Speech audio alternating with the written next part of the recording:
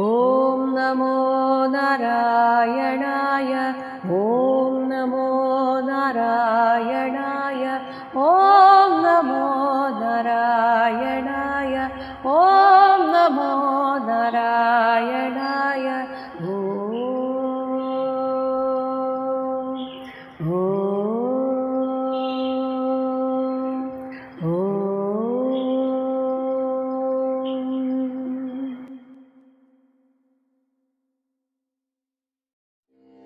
യജ്ഞം മുടക്കാൻ വന്ന ഇന്ദ്രനെ പൃഥു മഹാരാജാവ് കൊല്ലാൻ തുനിഞ്ഞതും പിന്നീട് ഋത്വിക്കുകൾ തങ്ങൾ സഹായിക്കാം ഇന്ദ്രനെ വധിക്കാൻ എന്ന് പറഞ്ഞു. പക്ഷേ ഇതെല്ലാം ബ്രഹ്മാവ് തടയുകയാണ്. അതിനുശേഷം ഇന്ദ്രനെ കൊല്ലാൻ പാടില്ല എന്ന് പറഞ്ഞിട്ട് അതേസമയം ഇന്ദ്രനെ പ്രകോപിപ്പിക്കുന്ന രീതിയിൽ വീണ്ടും ഈ യജ്ഞം തുടരേണ്ടതില്ല എന്നുകൂടെ പറയുകയാണ്. കാരണം അല്ലെങ്കിൽ ഇന്ദ്രൻ ഇങ്ങനെ ചെയ്തുകൊണ്ടേയിരിക്കും. അതാണ് 31-ാമത്തെ ശ്ലോകം. തദിദം പശ്യത മഹദ്ധർമ്മവ്യതികരം ദ്വിജാഹ ഇന്ദ്രേണാനുഷ്ഠിതം രാജ്ഞ കർമ്മ ഏതത് വിജിഘാംസത.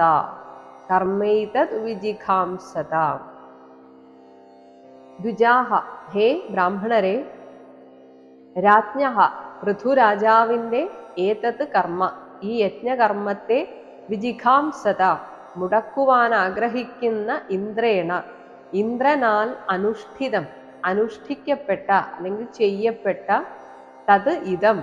ഇത്തരത്തിലുള്ള മഹത്തായിട്ടുള്ള ധർമ്മ വ്യതികരമാണ്. മഹത്ത് എന്ന് പറഞ്ഞെങ്കിലും ഓരോ തവണയും ഓരോ തെറ്റിദ്ധരിപ്പിക്കുന്ന വേഷത്തെ സ്വീകരിച്ച് അത് ഓരോ പാഖണ്ഡ മാർഗത്തിന് കാരണമാവുകയാണ്.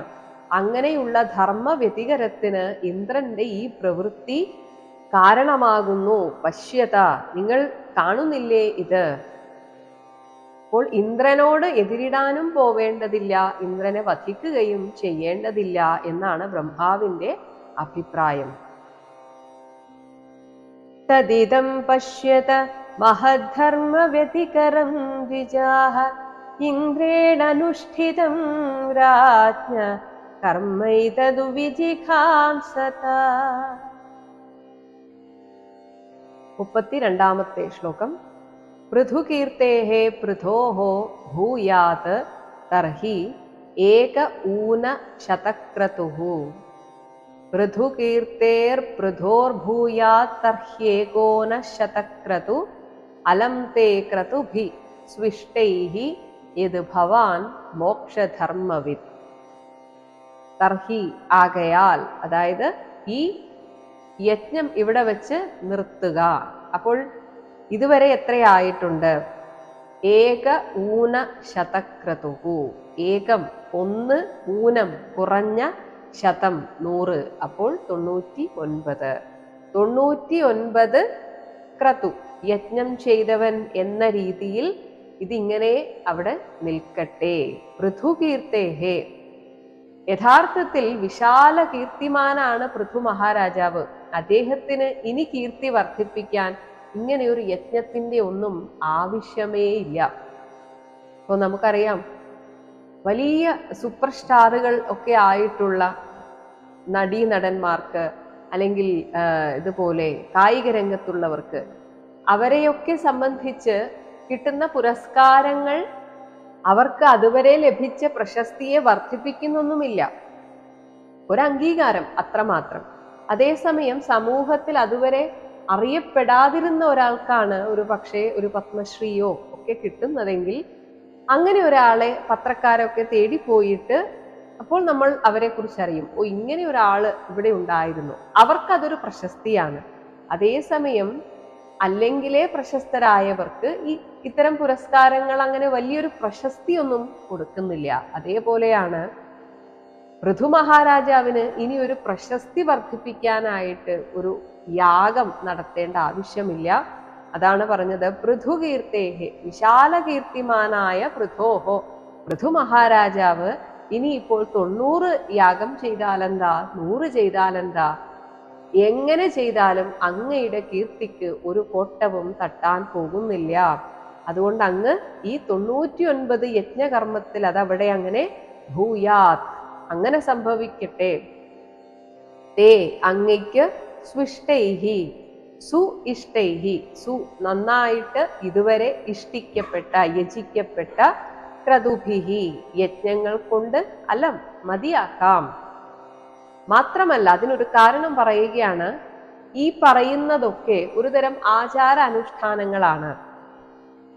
ഇതിൽ മാത്രം ശ്രദ്ധിക്കുന്നവർക്ക് ഇതൊക്കെ വലിയ കാര്യമായിരിക്കാം. അതൊക്കെ വളരെ ഭംഗിയായി പൂർത്തിയാക്കണം എന്നതൊക്കെ ഒരു വലിയ കാര്യമായിരിക്കാം. പക്ഷേ പൃഥു മഹാരാജാവിനോട് പറയുകയാണ്, ഭവാൻ മോക്ഷധർമ്മവിത്ത് മുക്തിമാർഗങ്ങളെ അറിയുന്ന ആളാണ്. അങ്ങനെയുള്ള ഒരാൾക്ക് ഇത്തരം ആചാരങ്ങളൊന്നും ഒരു വിഷയമേ അല്ല. ഇതിനെ കൊണ്ടല്ല മുക്തിയെ ലഭിക്കുന്നത്. മുക്തിമാർഗം പൂർണ്ണമായും മനസ്സിന്റെ ലയമാണ്. അതിന് ഇത്തരം ആചാരങ്ങളുടെയൊന്നും ഒരാവശ്യവും ഇല്ല. ആചാരങ്ങൾ അല്ലെങ്കിൽ പൂജാവിധികൾ ഇതിൻ്റെ ഒന്നും ആവശ്യമില്ല.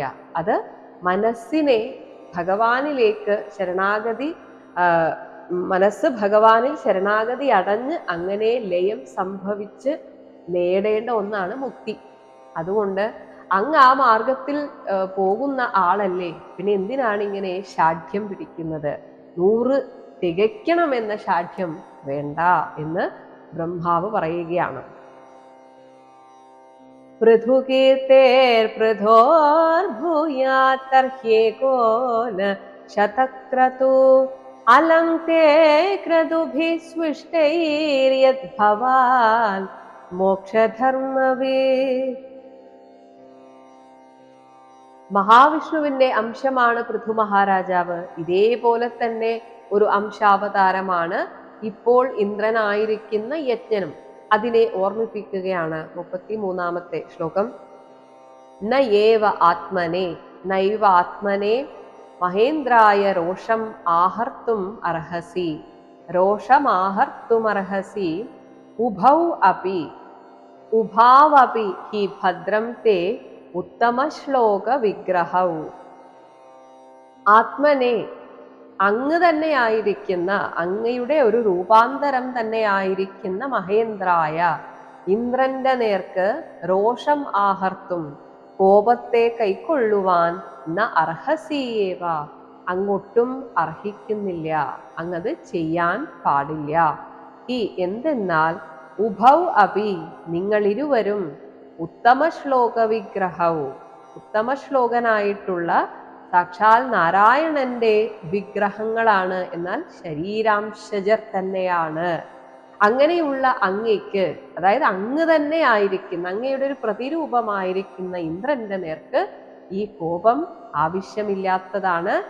അങ്ങ് ഞാൻ ഈ പറഞ്ഞത് അനുസരിക്കുകയാണെങ്കിൽ തേ ഭദ്രം അങ്ങേക്ക് എല്ലാ നന്മകളും ഉണ്ടാവുന്നതാണ്. അങ്ങനെ നന്മ വരട്ടെ എന്ന് ബ്രഹ്മാവ് ആശംസിക്കുന്നു. നൈവാത്മനെ മഹേന്ദ്രായ രോഷമാഹർത്തുമർഹസി ഉഭാവപി ഹി ഭദ്രം തേ ഉത്തമ ശ്ലോക വിഗ്രഹൗ. എങ്കിലും ബ്രഹ്മാവ് ഇങ്ങനെയൊക്കെ പറഞ്ഞത് കേട്ടിട്ടും പൃഥു മഹാരാജാവിന് താൻ തുടങ്ങി വെച്ചത് പൂർത്തിയാക്കാൻ സാധിച്ചില്ലല്ലോ എന്ന വിഷമം ഉണ്ട് എന്ന് ബ്രഹ്മാവിന് മനസ്സിലായി. അത് അവനവന്റെ ഉള്ളിലെ ആ അഹങ്കാരത്തിന്റെ ഒരു പ്രതീകമാണ്. അഹങ്കാരം എന്ന് വെച്ചാൽ ഞാൻ ഒരു വ്യക്തിയാണ്, ഞാനാണ് ഇതൊക്കെ നിശ്ചയിക്കുന്നത്. അതിൻ്റെ സ്ഥാനത്ത് ഇത് ഭഗവാന്റെ നിശ്ചയമായിരിക്കാം എന്ന് ഒന്ന് മാറ്റി ചിന്തിച്ചാൽ എല്ലാ വിഷമങ്ങളും അതോടെ ഇല്ലാതാകും. എന്നാൽ എത്ര കാലം ചിന്തിക്കുന്നോ, എന്നാലും എനിക്കത് ചെയ്യാൻ സാധിച്ചില്ലല്ലോ, എനിക്കത് പൂർത്തിയാക്കണമായിരുന്നു എന്ന് എത്ര കാലം ചിന്തിക്കുന്നുവോ അത്രയും കാലം മനസ്സ് ആശങ്കപ്പെടും. ഇത് നമുക്കൊക്കെയുള്ളൊരു പാഠമാണ്. അതാണ് 34-ാമത്തെ ശ്ലോകം. മാ അസ്മിൻ മാസ്മിൻ മഹാരാജ കൃധാഹ സ്മ ചിന്താം നിശാമയ അസ്മദുവച നിശാമയ അസ്മദുവച ആദൃത ആത്മാ യത് ധ്യായതഃ ധ്യായതോ ദൈവഹതം നു കർത്തും മനഃ അതിരുഷ്ടം മനോ അതിരുഷ്ടം വിശതേ തമഹ അന്ധം തമോ അന്ധം. ഹേ മഹാരാജ, അസ്മിൻ ഈ വിഷയത്തിൽ, അതായത് ബ്രഹ്മാവ് പറഞ്ഞു, നിർത്താൻ പറഞ്ഞു, ഞാൻ നിർത്തുകയാണ്. അപ്പോൾ ഇന്ദ്രൻ ജയിച്ചുവല്ലോ, അങ്ങനെയൊക്കെ തോന്നും. അപ്പോൾ ആ ഒരു വിഷമം, ഞാൻ തോറ്റുപോയല്ലോ, ഇന്ദ്രൻ ജയിച്ചുവല്ലോ, എനിക്കിത് പൂർത്തിയാക്കാൻ സാധിച്ചില്ലല്ലോ, ഞാനൊരു പരാജിതനായി പോയല്ലോ, ഇങ്ങനെയൊക്കെ ചിന്താ മാസ്മകൃതാഹ, വ്യാകുലപ്പെടരുത്. എന്തിനാണ് അങ്ങിങ്ങനെ വിഷമിക്കുന്നത്? ഞാൻ തോറ്റുപോയി, അവന്റെ മുന്നിൽ ഞാൻ തോറ്റുപോയല്ലോ, അങ്ങനെയൊന്നും വിഷമിക്കേണ്ട ആവശ്യമില്ല. അസ്മത് വചഃ, ഞാൻ ഈ പറയുന്ന വാക്കിനെ ആദൃതാത്മാ, ആദര ചിത്തത്തോടുകൂടെ നിശാമയ, കേൾക്കുക. ഒന്ന് മനസ്സിലെ അത്തരം ചിന്തകളെ, ഞാനെന്ന വ്യക്തിബോധത്തിൽ നിന്നും വരുന്ന ഇത്തരം ചിന്തകളെ, ഞാൻ അവന്റെ മുന്നിൽ ചെറുതായല്ലോ, എന്നാലും അവനല്ലേ അവസാനം ജയിച്ചത്, അവൻ കാരണമല്ലേ എനിക്കിത് നിർത്തേണ്ടി വന്നത്, ഇത്തരം നൈമിഷികങ്ങളായ ഒരർത്ഥവുമില്ലാത്ത ചിന്തകളെ വിട്ടിട്ട് ആദരവോടുകൂടെ ഞാൻ പറയുന്നത് നിശാമയ, കേട്ടുകൊണ്ടാലും. യത് എന്തെന്നാൽ ദൈവഹതം, ഇത് ആ ഈശ്വര നിശ്ചയമാണെന്ന് അങ്ങേക്ക് കരുതാമല്ലോ. ഈശ്വരനായിട്ടാണ് ഇതിനെ മുടക്കിയത് എന്ന് എന്തുകൊണ്ട് കരുതുന്നില്ല? അങ്ങനെ മുടക്കപ്പെട്ടതിനെ കർത്തും, അത് വീണ്ടും നടക്കണം. അതായത് ഈശ്വര ഹിതത്തിനെതിരായിട്ട് ഇത് മുഴുവനാക്കപ്പെടണം എന്ന് ധ്യായതഃ, ചിന്തിക്കുന്നവന്റെ മനഹാനു, മനസ്സാകട്ടെ, അതിരുഷ്ടം, എപ്പോഴും വിക്ഷുബ്ധമായി കൊണ്ടേയിരിക്കും, അവർക്കൊരിക്കലും സമാധാനം ലഭിക്കുകയില്ല. അങ്ങനെ അന്ധം തമഹ, കൂരിരുട്ടിലേക്ക് വിശതേ, ചെന്ന് ചാടുന്നു. പലപ്പോഴും നമ്മളുടെ അസ്വസ്ഥതയ്ക്ക് കാരണം നമ്മൾ കടന്ന് ചിന്തിക്കുന്ന വേണ്ടാത്ത ചിന്തകളാണ്. അതെപ്പോഴും മനസ്സിൽ വെച്ചുകൊള്ളുക. ചിന്തകളേ ഇല്ലാത്ത മനസ്സിൽ ടെൻഷനേ ഇല്ല. നമ്മൾ ഈ അഹം എന്ന ആ ചിന്ത കൊണ്ട്, ഞാൻ എന്ന വ്യക്തി, എന്നാലും അവരങ്ങനെ ചെയ്തല്ലോ, അവന്റെ മുന്നിൽ ഞാൻ തോറ്റുപോയല്ലോ. ആരെങ്കിലും ഇതേപോലെ മധ്യസ്ഥം പറഞ്ഞിട്ടായിരിക്കാം നമ്മൾ ചില വിട്ടുവീഴ്ചകൾ ചെയ്യുന്നത്. എന്നാലും അവന്റെ മുന്നിൽ ഞാൻ തോറ്റുപോയല്ലോ, ഇത് തന്നെ ചിന്തിച്ചുകൊണ്ടേയിരുന്നാൽ യഥാർത്ഥത്തിൽ നമ്മൾ അറിയുന്നില്ല, നമ്മുടെ മനസ്സമാധാനം നമ്മൾ തന്നെ നശിപ്പിക്കുകയാണ്. അതിനു പകരം ഇത് ആ ഈശ്വരന്റെ നിശ്ചയമാണ്, ഞാൻ ഇങ്ങനെ തോറ്റു കൊടുക്കേണ്ടതും, അതിലൂടെ എന്തെങ്കിലും എന്നെ പഠിപ്പിക്കാൻ ഉണ്ടാകും ഭഗവാന്. ഒരു പക്ഷേ എൻ്റെ ഉള്ളിൽ ഇത്തിരിയെങ്കിലും ബാക്കി കിടന്ന ആ അഹങ്കാരത്തെ ഇല്ലായ്മ ചെയ്യാൻ ഈശ്വരൻ ഇങ്ങനെ ഒരു കാര്യം ചെയ്തതാവാം. അങ്ങനെയൊക്കെ ചിന്തിക്കാൻ നമുക്ക് സാധിച്ചാൽ അപ്പോൾ തന്നെ മനസ്സമാധാനം വരും. മനസ്സമാധാനം ഈശ്വരൻ തരേണ്ട കാര്യമല്ല, അത് അവനവന്റെ ചിന്താഗതിയിലെ മാറ്റം കൊണ്ട്, കാഴ്ചപ്പാടിലെ മാറ്റത്തിലൂടെ നമ്മൾ സ്വയം ഉണ്ടാക്കിയെടുക്കേണ്ട കാര്യമാണ്. അപ്പോൾ ഇങ്ങനെ മനസ്സിനെ ചിന്തിപ്പിക്കാനാണ് ബ്രഹ്മാവ് ഉപദേശിക്കുന്നത്.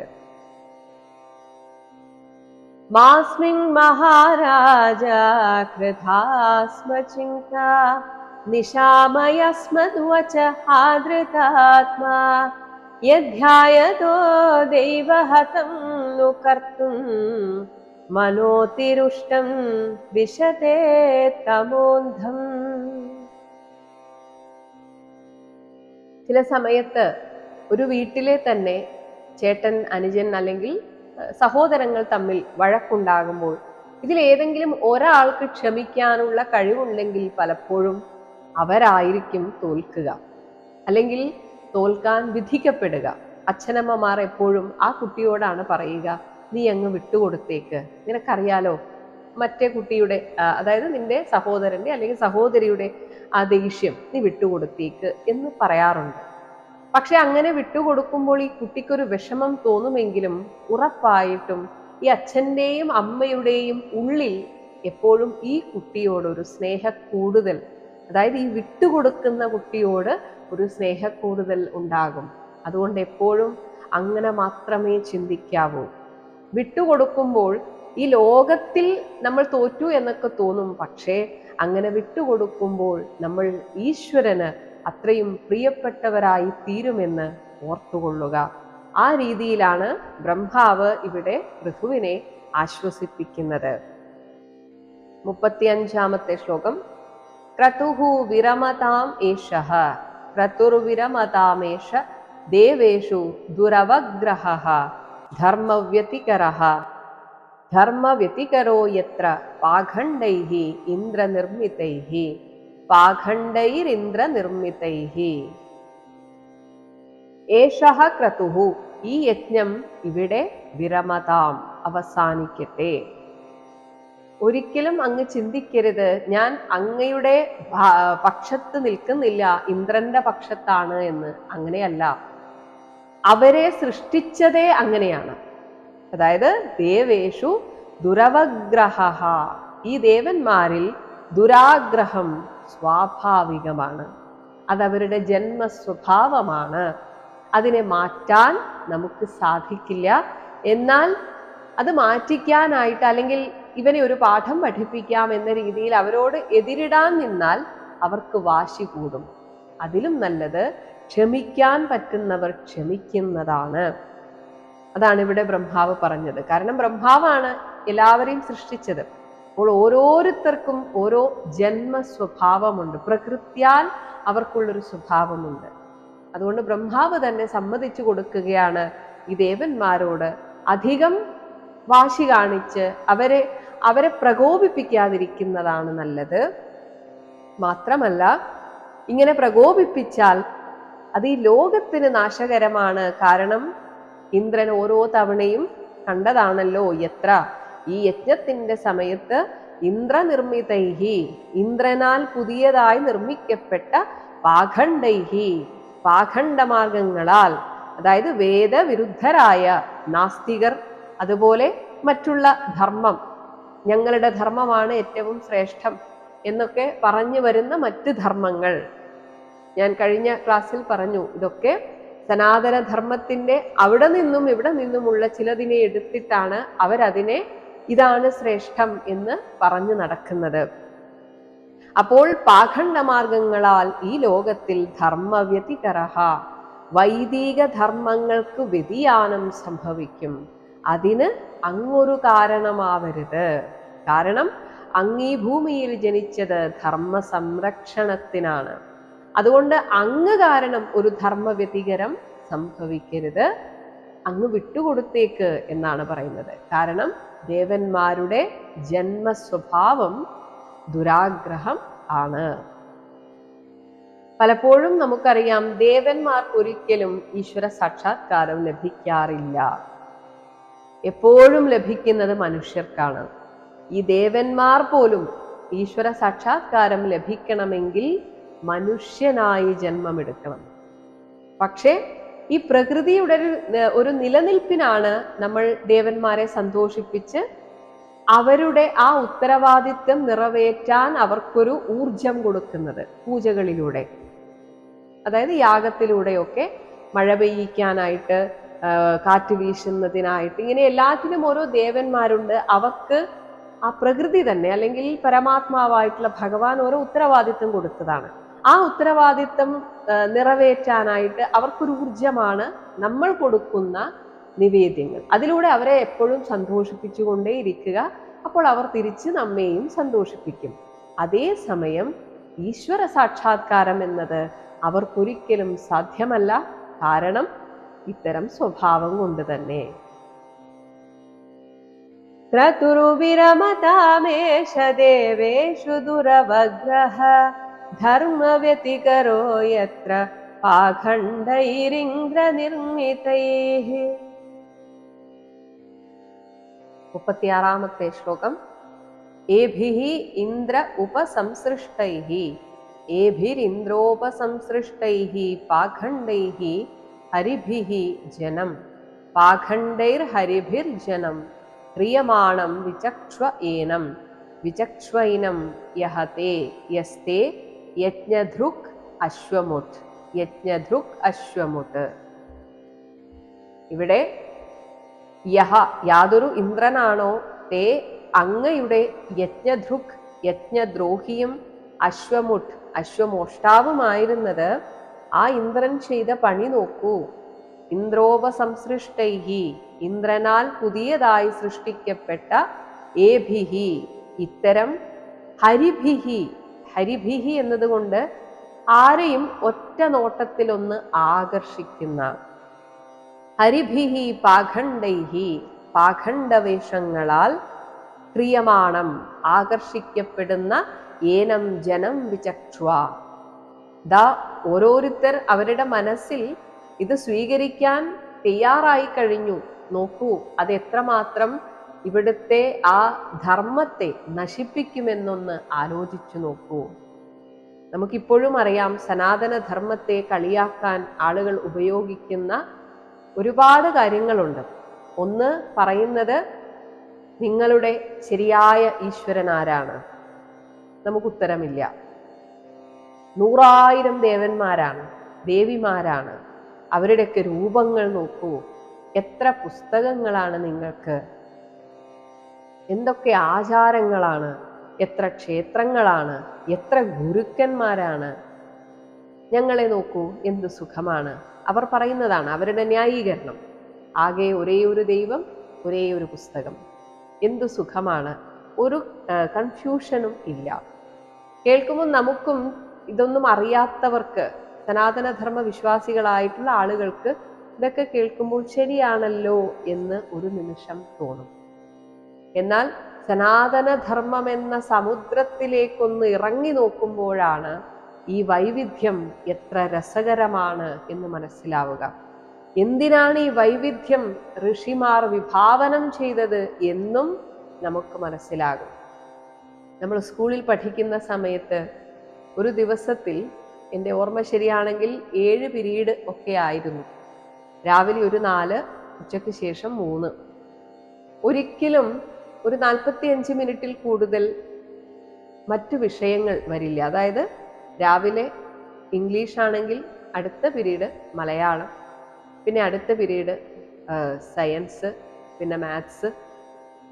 അതേസമയം ഒന്ന് ആലോചിച്ചു നോക്കൂ ആ വൈവിധ്യം. അതുകൊണ്ടാണ് കുട്ടികൾക്ക് മുഷിവില്ലാതെ ക്ലാസ്സിൽ ഇരിക്കാൻ കുറച്ചെങ്കിലും പറ്റുന്നത്. കാരണം മാത്സ് പഠിച്ച് മുഷിയുമ്പോൾ അടുത്തത് നോക്കും, അടുത്ത പീരീഡ് എന്താണ് എന്ന് നോക്കുമ്പോൾ ഒരു പക്ഷേ ഇഷ്ടമുള്ളൊരു വിഷയം, മലയാളമാണ്, സന്തോഷം. അങ്ങനെ ഒരു വൈവിധ്യമുള്ളത് കൊണ്ടാണ് സ്കൂളിൽ നമുക്ക് കുറച്ചെങ്കിലും ഇരിക്കാൻ സാധിച്ചത്. അതേസമയം രാവിലെ മുതൽ വൈകുന്നേരം വരെ ഒരേ വിഷയം ഒരേ ടീച്ചർ വന്ന് പഠിപ്പിച്ചിരുന്നെങ്കിൽ ഉള്ള മുഷിവ് എത്രമാത്രം ആയിരിക്കുമെന്നൊന്ന് ആലോചിച്ചു നോക്കുക. അപ്പോഴാണ് നമ്മുടെ ധർമ്മത്തിൻ്റെ വൈവിധ്യം എത്ര രസകരമാണ് എന്ന് മനസ്സിലാവുക. വിശപ്പ് മാറാനാണെങ്കിൽ കുറച്ച് ചോറും കറിയും മതി. പക്ഷേ എന്നും ഇത് തന്നെ കഴിച്ചുകൊണ്ടിരുന്നാൽ എത്ര ബോറടിക്കും. വിശപ്പ് മാറുമായിരിക്കും, പക്ഷേ എന്തോ ഒരു മടുപ്പ് വരും. അതുകൊണ്ടാണ് രാവിലെ ഓരോ ദിവസവും പലപ്പോഴും പല വീടുകളിലും വ്യത്യസ്തങ്ങളായ പലഹാരങ്ങൾ, ഉച്ചയ്ക്ക് വ്യത്യസ്തമായ കറികൾ, രാത്രിയിലും പലപ്പോഴും ഉച്ചയ്ക്കുള്ളത് ഉണ്ടെങ്കിൽ അതും കൂട്ടും. അതിൻ്റെ കൂട്ടത്തിൽ ചിലപ്പോൾ ഒരു പുതിയ കറി, ഒരു വ്യത്യസ്തത. അത് എപ്പോഴും എല്ലാറ്റിനും ആവശ്യമാണ്. വിശപ്പ് മാറിയാൽ പോരെ, എന്തെങ്കിലും തിന്നാൽ പോരെ എന്ന് ചോദിച്ചാൽ മതി. പക്ഷേ സാധാരണ മനുഷ്യൻ ഇഷ്ടപ്പെടുന്നത് വൈവിധ്യമാണ്.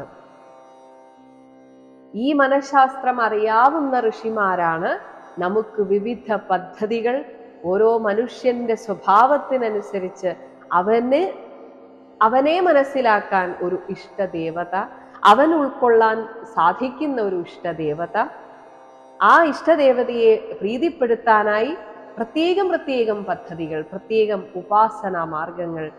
ഇതൊന്നും വെറുതെയല്ല, മനുഷ്യന്റെ മനസ്സറിഞ്ഞ ഋഷിമാർ വിഭാവനം ചെയ്തതാണ്. ഏഭിരിന്ദ്രോപസംസൃഷ്ടൈർപാഖണ്ഡൈർഹരിഭിർജനം ഹ്രിയമാണം വിചക്ഷ്വൈനം യസ്തേ യജ്ഞധൃഗശ്വമൂ. എന്നോട് ക്ഷമിക്കാൻ പറഞ്ഞു, എന്തുകൊണ്ട് ഇന്ദ്രനോട് അത് പറയുന്നില്ല? അങ്ങനെ ഒരു വിഷമം ഉണ്ടെങ്കിൽ, അല്ലെങ്കിൽ ഇന്ദ്രൻ ഇങ്ങനെയൊക്കെ ചെയ്തു കൊള്ളട്ടെ, ഞാൻ എന്തു വേണം എന്നങ്ങ് ചിന്തിക്കുന്നുണ്ടെങ്കിൽ ഞാൻ പറയാം. 37-ാമത്തെ ശ്ലോകം. ഭവാൻ പരിത്രാതും ഇഹ അവതീർണഃ പരിത്രാതുമിഹാവതീർണോ ധർമ്മം ജനാനാം സമയാനുരൂപം വേന അപചാരാത് അവലുപ്തം അദ്യ വേനാപചാരാദവലുപ്തമദ്യ തത് ദേഹതഃ തദ്ദേഹതോ വിഷ്ണുകലാ അസി വിഷ്ണുകലാസി വൈന്യ. ഹേ വൈന്യ, വേനപുത്ര, അത് വീണ്ടും ഓർമ്മിപ്പിക്കുന്നു. എന്തിനാണ് അങ്ങ് വേനന്റെ മകനായി ജനിച്ചത്? ഭവാൻ വേന അപചാരാത്, വേനൻ ചെയ്ത അനീതിയാൽ അവലുപ്തം നഷ്ടഭ്രഷ്ടമായിരുന്നതും സമയാനുരൂപം വിവിധ ശാസ്ത്രങ്ങളുടെ സിദ്ധാന്തങ്ങൾ അനുസരിച്ചിരുന്നവരുമായിട്ടുള്ള അവരുടെയൊക്കെ മനസ്സ് ആകെ നശിച്ചു പോയിരുന്നു, ആശങ്കാകുലരായിരുന്നു ജനങ്ങൾ. അങ്ങനെയുള്ള ജനങ്ങളുടെ ധർമ്മം പരിത്രാതും, ധർമ്മത്തെ സംരക്ഷിക്കുവാനായിട്ടാണ് ആ അപചാരം ചെയ്ത വേനനിൽ നിന്ന് തന്നെ തദ്ദേഹതഃ, ആ വേനന്റെ ഉടലിൽ നിന്ന് ഇഹ അദ്യ, അങ്ങ് ഈ ഭൂമിയിൽ വിഷ്ണുകല, ഭഗവാന്റെ അംശമായിട്ട് അവതീർണഃ അസി, അവതരിച്ചവനാണ്. ഇന്ദ്രനെ പോലെ അല്ല അങ്ങ്. ഇന്ദ്രനാകെ ഒറ്റ ഉത്തരവാദിത്വമേ ഉള്ളൂ, അത് ആ ലോകത്തിന്റെ അധിപനായിട്ട് അവിടെ ഇരിക്കുക. ഇന്ദ്രൻ എന്ത് ചെയ്താലും അങ്ങ് അതിനെക്കുറിച്ച് വിഷമിക്കേണ്ട. പക്ഷേ അങ്ങ് ഒരു വലിയ ഉത്തരവാദിത്വവുമായിട്ട് ഭൂമിയിലേക്ക് വന്ന ആളാണ്. അതുകൊണ്ട് അതിൻ്റെ ധാർമ്മിക ഉത്തരവാദിത്വം അങ്ങേക്ക് തീർച്ചയായും ഉണ്ട്. ധർമ്മത്തെ പരിപാലിക്കുവാൻ വന്ന അങ്ങ് തന്നെ പാഖണ്ഡധർമ്മങ്ങൾ പോലെയുള്ള ധർമാഭാസങ്ങൾ പ്രചരിക്കാൻ ഇടയാവരുത്. ഭവാൻ പരിത്രാതുമിഹാവതീർണോ ധർമ്മം ജനാനാം സമയാനുരൂപം വേനാപചാരാദവലുപ്തമദ്യ തദ്ദേഹതോ വിഷ്ണുകലാസി വൈന്യ. 38-ാമത്തെ ശ്ലോകം. സഹത്വം വിമൃശ്യാസ്യ ഭവം പ്രജാപതേ സങ്കൽപ്പനം വിശ്വസൃജാം പിപീപൃഹി ഐന്ദ്രീം ച മായാമുപധർമ്മമാതരം പ്രചണ്ഡ പാഖണ്ഡപഥം പ്രഭോ ജഹി. ഹേ പ്രജാപതേ, രാജാവേ, സഹത്വം, അങ്ങനെ ഒരു വലിയ ഉത്തരവാദിത്വം നിറവേറ്റാൻ ജനിച്ച അങ്ങ് അസ്യ ഭവം, ഈ വിശ്വത്തിന്റെ ഉദ്ഭവത്തെ വിമൃശ്യ, ആലോചിച്ചിട്ട് ഈ ലോകസ്രഷ്ടാക്കൾ, വിശ്വസ്രഷ്ടാക്കളുടെ സങ്കല്പനം, മനോഭിലാഷത്തെ പിപീപൃഹി, നിറവേറ്റിയാലും. മാത്രമല്ല ഇനി മറ്റൊരു ഉത്തരവാദിത്വവും കൂടെ വന്നിരിക്കുകയാണ്. ഹേ പ്രഭോ, പ്രചണ്ഡ പാഖണ്ഡപഥം, ഭീഷണമായിട്ടുള്ള ഈ വേദവിരുദ്ധ മാർഗം, അത് അധികം ജനങ്ങൾക്കിടയിൽ പ്രചരിക്കുന്നതിന് മുൻപേ അതിനെ ഇല്ലാതാക്കണം. അത് ഏതുപോലെയാണ്? ഉപധർമ്മമാതരം, ധർമ്മമെന്ന് ആളുകൾക്ക് തോന്നാവുന്ന, അതായത് എളുപ്പമാണല്ലോ ഇത്, ഒറ്റ ആളെ മാത്രം ആരാധിച്ചാൽ മതിയല്ലോ, ഒരേ ഒരു ഗ്രന്ഥം മാത്രം പാരായണം ചെയ്താൽ മതിയല്ലോ, ഇതല്ലേ എളുപ്പം എന്നൊക്കെ ആളുകൾക്ക് തോന്നാം. അങ്ങനെ ധർമ്മമെന്ന് തോന്നാവുന്ന ധർമ്മത്തിന്റെ ഈ ഉറവിടം അത് ഐന്ദ്രീം, ഇന്ദ്രനാണ് ഉണ്ടാക്കിയത്. ഇത്തരം മായാംശ, ഇങ്ങനെ ആളുകളെ ഭ്രമിപ്പിക്കുന്ന ഈ പാഖണ്ഡ മതത്തെയും അങ്ങ് ജഹി, നശിപ്പിക്കുക. യഥാർത്ഥ ധർമ്മം എന്താണെന്ന് ആളുകളെ ധരിപ്പിച്ചാലും. സത്വം വിമൃശ്യാസ്യ ഭവം പ്രജാപതേ സങ്കൽപ്പനം വിശ്വസൃജാം പിപീപൃഹി ഐന്ദ്രീം ച മായാമുപധർമ്മമാതരം പ്രചണ്ഡ പാഖണ്ഡ പഥം പ്രഭോജഹി. മൈത്രേയ ഉവാച. മൈത്രേയ മഹർഷി പറയുകയാണ് 39ാമത്തെ ശ്ലോകം. ഇത്തം സഹ ലോകഗുരുണ സമാദിഷ്ടഃ സമാദിഷ്ടോ വിശാംപതിഃ തഥാ ച കൃത്വാ വാത്സല്യം മഘോന അപി മഘോനാപി ച സന്ദധേ. ഇത്തം ഇപ്രകാരം ലോകഗുരുണ ബ്രഹ്മദേവനാൽ സമാദിഷ്ടഃ നിർദ്ദേശിക്കപ്പെട്ട ഉപദേശിക്കപ്പെട്ട സഹ വിശാംപതിഃ ആ മഹാരാജാവ് തഥാച അതുപ്രകാരം തന്നെ. അപ്പോൾ അപ്പോഴേക്കും ഇതൊക്കെ കേട്ടിട്ട് ഒന്ന് ആലോചിച്ചപ്പോൾ ശരിയാണല്ലോ, ബ്രഹ്മദേവൻ പറഞ്ഞത് ശരിയാണല്ലോ, ഞാൻ അങ്ങനെ ചിന്തിച്ചാൽ എത്രമാത്രം ധർമ്മ വ്യതികരം സംഭവിക്കുമെന്ന് ഇദ്ദേഹത്തിന് മനസ്സിലായി. അതുകൊണ്ട് തന്നെ തന്നെ തക്ക സമയത്ത് വന്ന് ഉപദേശിച്ചതിൻ്റെ ഒരു സന്തോഷവും പ്രകടിപ്പിച്ചു. വാത്സല്യം കൃത്വ അങ്ങനെ സ്നേഹത്തെ പ്രകടിപ്പിച്ച് അപ്പോഴേക്കും ഉള്ളിലെ ആ അഹങ്കാരമെല്ലാം പോയി മറഞ്ഞിട്ട് ഇന്ദ്രനോട് സന്ധി ചെയ്യാൻ ഒരുങ്ങിക്കഴിഞ്ഞു. അങ്ങനെ മഘോന അഭിച്ച ദേവേന്ദ്രനോടുകൂടി സന്ധേ സന്ധി ചെയ്തു. ഒരാളോട് സന്ധി ചെയ്യണമെങ്കിൽ ഉള്ളിൽ ഒരു തരത്തിലുള്ള ഈഗോയും ഉണ്ടാവാൻ പാടില്ല. അപ്പോൾ അത്രയും ശുദ്ധ ഹൃദയം ഉള്ളവർക്ക് മാത്രമേ ഇങ്ങനെ സന്ധി ചെയ്യാൻ സാധിക്കുകയുള്ളൂ. അങ്ങനെ ബ്രഹ്മാവിൻ്റെ ഉപദേശത്താൽ ഹൃദയം ഒന്നുകൂടെ വിശാലമായ പൃഥു മഹാരാജാവ് അദ്ദേഹം പറഞ്ഞതാണ് ശരി, ബ്രഹ്മാവ് പറഞ്ഞത് എത്ര ശരിയാണ് എന്ന് മനസ്സിലാക്കിക്കൊണ്ട് തന്നെ ദേവേന്ദ്രനുമായിട്ട് സന്ധി ചെയ്തു. ഇത്തം സലോകഗുരുണാ സമാദിഷ്ടോ വിശാംപതി തഥാ ച കൃത്വാ വാത്സല്യം മഘോനാഭി ച സന്ദധേ. 40ാമത്തെ ശ്ലോകം. കൃത അവഭൃത സ്നാനായ കൃതാവഭൃത സ്നാനായ പൃഥവേ ഭൂരി കർമ്മണേ വരാൻ ദദുഹൂതേ ദദുസ്തേ വരദ ഏതത് ബർഹിഷി തർപ്പിതാഹ. ഭൂരികർമ്മണേ ഇങ്ങനെ 99 യജ്ഞകർമ്മങ്ങൾ ചെയ്തവനും, അത് തന്നെ ഒരു വലിയ കാര്യമാണ്. അങ്ങനെ ബഹുയജ്ഞകർമ്മങ്ങൾ ചെയ്തവനും അവിടെ നിർത്തി എന്നതിൻ്റെ ഒരു സൂചകമായിട്ട് ചെയ്യുന്ന ആ സ്നാനത്തെയാണ് അവഭൃത സ്നാനം എന്ന് പറയുക. ഇതോടെ അവസാനിച്ചിരിക്കുന്നു എന്ന് കാണിക്കുക. അതാണ് കൃത അവഭൃത സ്നാനായ. അങ്ങനെ ചെയ്യപ്പെട്ട ആ ദീക്ഷാന്ത സ്നാനവിധി, ഒരു ദീക്ഷ അവസാനിപ്പിക്കുമ്പോൾ ചെയ്യുന്ന കുളി, ആ സ്നാനവിധിയോടുകൂടിയവനുമായ പൃഥവേ പൃഥു ചക്രവർത്തിക്ക്.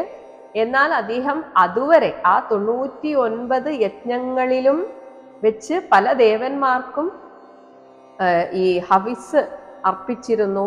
അങ്ങനെ തദ് ബർഹിഷി ആ യജ്ഞത്തിൽ വെച്ച് തർപ്പിതാഹ ഏതൊക്കെ ദേവന്മാരാണോ തൃപ്തരാക്കപ്പെട്ടിരുന്നത് ആ ദേവന്മാർ തേ വരദാഹ ആ വരദാതാക്കളായ ദേവന്മാർ ഒരുപാട് വരങ്ങളെ ദദുഹു പ്രദാനം ചെയ്തു. അപ്പോൾ ചെയ്തതൊന്നും പാഴാകുന്നില്ല. അത്രയും ചെയ്തപ്പോൾ ഏതൊക്കെ ദേവന്മാർ തൃപ്തരായിരുന്നുവോ അവരൊക്കെ ഒരുപാട് വരങ്ങളെ ദാനം ചെയ്തു. കൃതാവഭൃത സ്നാനായ പൃഥവേ ഭൂരി കർമ്മണേ വരാൻ ദദുസ്തേ വരദാ യേ തദ്ബർഹിഷി തർപ്പിതാഃ. 41ാമത്തെ ശ്ലോകം.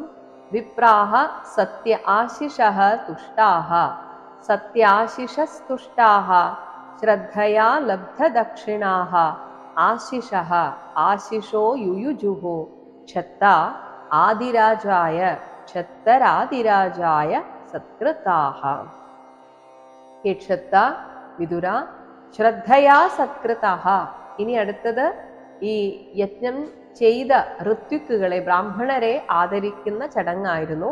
അങ്ങനെ ശ്രദ്ധയോടുകൂടി സത്കരിക്കപ്പെട്ടവരും സത്യ ആശിഷഃ സഫലമായ ആശിസ്സോടുകൂടിയവരും ലബ്ധ ദക്ഷിണാഹ ഒരുപാട് ദക്ഷിണ പൃഥു അവർക്ക് ദാനം ചെയ്തിരുന്നു. ഇങ്ങനെ ദക്ഷിണ ലഭിച്ചവരുമായ വിപ്രാഹ, ആ ഋത്വിക്കുകളായിട്ടുള്ള ബ്രാഹ്മണർ, തുഷ്ടാഹ, സന്തുഷ്ടരായിട്ട് ആദിരാജാവായ, ആദ്യത്തെ ചക്രവർത്തിയായ പൃഥു മഹാരാജാവിന് എല്ലാ ആശിഷഃ, ആശീർവാദങ്ങളും യുയുജുഹു, നൽകി.